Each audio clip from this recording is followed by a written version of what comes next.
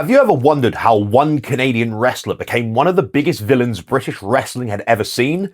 Challenged Bruno Sammartino at Madison Square Garden, became Britain's World Heavyweight Champion, and nearly changed British wrestling forever. Hello everyone, I'm Josh Faulkner, the wrestling comedian. Before we get into it, make sure you drop a like and give me a follow. This is the story of Mighty John Quinn. Before British audiences ever booed him, John Quinn was already a star. Born in Hamilton, Ontario, Canada in 1941, Quinn grew into an imposing 6'5" heavyweight with an amateur wrestling background before entering professional wrestling in the early 1960s. He trained under Al Spittles after being introduced to the business by the legendary whipper Billy Watson. Very quickly, promoters realized they had something special. Quinn wasn't just huge, he could wrestle, and perhaps even more importantly, he could make people genuinely dislike him. Throughout the 1960s and early 1970s, he traveled across North America wrestling for some of the biggest promotions of the era. Many fans knew him as the Kentucky Butcher, a brutal, intimidating heel whose reputation earned him opportunities that most wrestlers could only dream of. Amongst those opportunities were multiple matches against Bruno Sammartino for the WWF World Heavyweight Championship, including wrestling inside Madison Square Garden itself. Think about that for a second. Years before he ever walked into a British wrestling ring, John Quinn had already headlined one of wrestling's most famous venues against one of wrestling's greatest champions. This wasn't some unknown foreign import, he was the real deal. He also competed across Stampede Wrestling, Pacific Northwest Wrestling, the NWA territories, and Japan, where he won the IWA World Tag Team Championship. By the end of the 1970s, he'd built a reputation as one of the toughest traveling heavyweights in professional wrestling. Then, Britain came calling. When John Quinn arrived for joint promotions in January 1979, British wrestling desperately needed fresh heavyweight stars.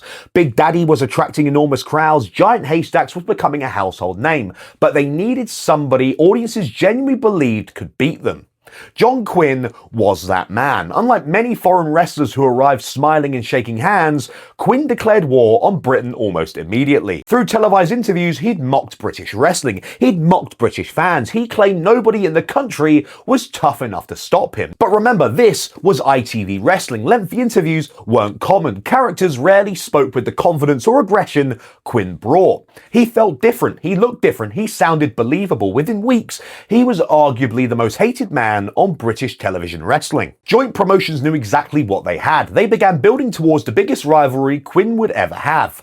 Big Daddy. It was the perfect contrast. Daddy represented Britain. Quinn represented everything British fans loved to hate. The giant foreign bully who wanted to embarrass the country's biggest hero. For months, Quinn bulldozed opponents around the country. Jack Rowlands, Barry Douglas, Len Hurst, Lee Bronson, Pete Roberts, Tony St. Clair. Every victory made him look unstoppable. The destination was Wembley Arena, June 27th, 1979. Roughly 10,000 fans packed Wembley, expecting one of the biggest heavyweight battles British wrestling had staged for years. Then, it was over. 1 minute, 42 seconds. Big Daddy flattened John Quinn.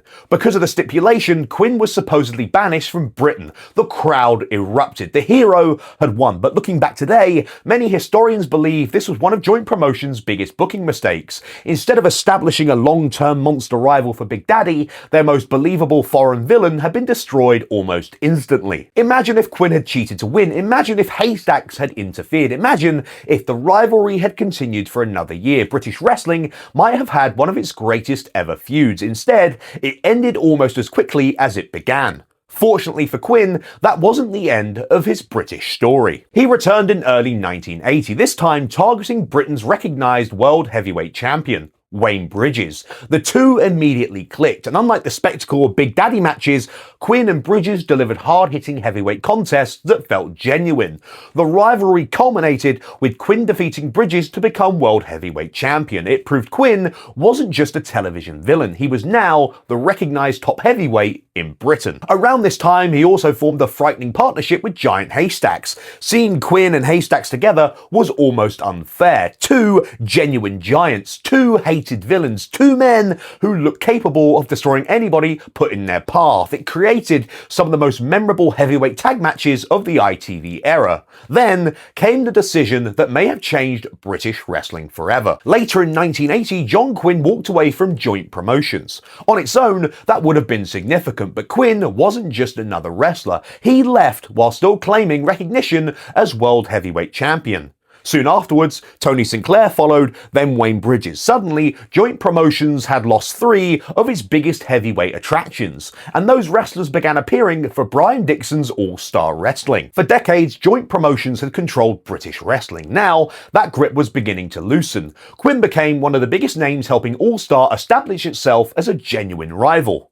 Many fans talk about Big Daddy, many talk about giant haystacks, but John Quinn's move between promotions may have had an even bigger impact behind the scenes than anything he ever did inside of it. Throughout the 1980s, Quinn remained one of Britain's premier heavyweights. He won versions of the World Heavyweight Championship 4 times. He wrestled Wayne Bridges, Tony Sinclair, Rollerball Rocco, Giant Haystacks, Johnny Saint, Kendo Nagasaki, and countless others. Quinn was equally believable against technical wrestlers, powerhouse heavyweights, or younger rising stars. That's just one reason promoters kept bringing him back. Then, by the late 1980s, British wrestling was changing. ITV coverage was nearing its end. American wrestling was exploding in popularity. The landscape Quinn had dominated for almost a decade was disappearing. Quinn returned home to Canada, quietly retired from the ring, and lived largely away from the spotlight before sadly passing away in 2019. Today, John Quinn is sometimes overshadowed by the bigger television personalities of his era, but if you look beyond the surface, you'll find a man who wrestled Bruno Sammartino in Madison Square Garden, a 4-time world heavyweight champion, one of ITV's greatest villains, a cornerstone of all-star wrestling's rise, and arguably the man whose departure from Joint Promotions accelerated one of the biggest changes British wrestling had ever seen. Without John Quinn, British wrestling history might have looked very different. But I want to hear from you. What are your thoughts on Mighty John Quinn? Was he one of the greatest foreign wrestlers ever to compete in Britain? And did Joint Promotions make a mistake ending his feud with Big Daddy so quickly? Let me know in the comments. And if you want more wrestling stories, opinions, and laughs, you know what to do. And remember, I'll see you on the next one.